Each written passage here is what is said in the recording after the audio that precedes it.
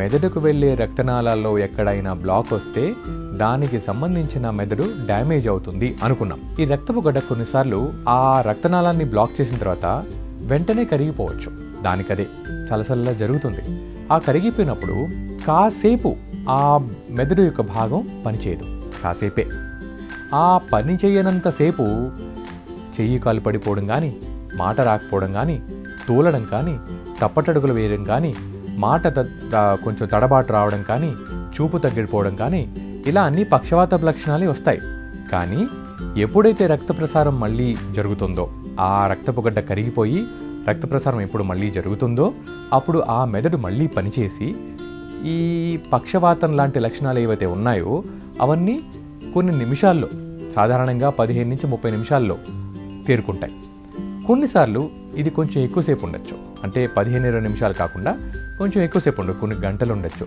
ఏ పరిస్థితి అయితే రక్తనాళంలో గడ్డగట్టి దాన్ని బ్లాక్ చేసి మెదడులో భాగం పని చేయకుండా చేసిందో మళ్ళీ అదే పరిస్థితి రావచ్చు. కానీ ఈసారి ఆ పరిస్థితి ఆ రక్తపు గడ్డ కరగకుండా చేయొచ్చు. అంటే పర్మనెంట్గా అది ఆ రక్తపు గడ్డ అలాగే నిలిచిపోయి మెదడు డ్యామేజ్ పర్మనెంట్ అవ్వచ్చు. కాబట్టి ఎప్పుడైతే మనకు రికవర్ అవుతుందో అప్పుడు సంతోషించడమే కాకుండా దానికి తగ్గ మెడికల్ హెల్ప్ తీసుకుంటే ఈ పరిస్థితి మళ్ళీ రాకుండా చేయగలుగుతారు డాక్టర్స్, న్యూరాలజిస్ట్. పక్షవాతపు లక్షణాలు ఏవైతే ఉంటాయో TIA, ట్రాన్సియంట్ ఇస్కెమిక్ అటాక్ లక్షణాలు కూడా అలాగే ఉంటాయి. కానీ తొందరగా రికవర్ అవుతాయి, తొందరగా తేరుకుంటాయి. సో ఎలాంటివి ఉంటాయి?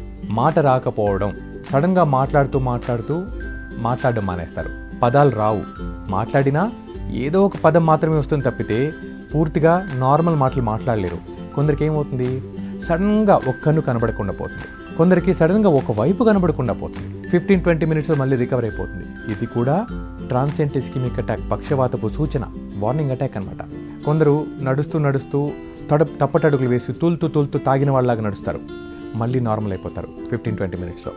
దాన్ని అజాగ్రత్త చేయకుండా పక్షవాతపు లక్షణాన్ని గమనించి దానికి హెల్ప్ తీసుకోవాలి. సో ఇవన్నీ కూడా ట్రాన్సియంట్ ఇస్కెమిక్ అటాక్స్. ఈ ట్రాన్సియంట్ ఇస్కెమిక్ అటాక్ రాకుండా ఉండాలంటే షుగర్ కంట్రోల్లో పెట్టుకోవాలి, బీపీ కంట్రోల్లో పెట్టుకోవాలి, వ్యాయామం చేయాలి, పండ్లు కూరగాయలు తినాలి, వెయిట్ కంట్రోల్లో పెట్టుకోవాలి, ఉప్పు తగ్గించాలి.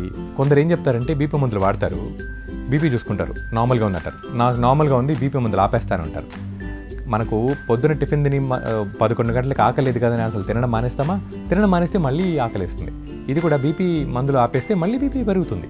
కాబట్టి బీపీ మందులు ఆపకూడదు, షుగర్ మందులు ఆపకూడదు. ఇవి రెగ్యులర్గా వాడాలి, డాక్టర్తో టచ్లో ఉండాలి, డాక్టర్కి ఆ వాల్యూస్ చెప్పాలి, నిద్ర టైంకి పోవాలి, వ్యాయామం చేయాలి, హెల్దీ లైఫ్ స్టైల్ గడపాలి. దీంతో మనకు ఈ ట్రాన్సియంట్ ఇస్కెమిక్ అటాక్స్ అనేవి రాకుండా తగ్గించవచ్చు మనం.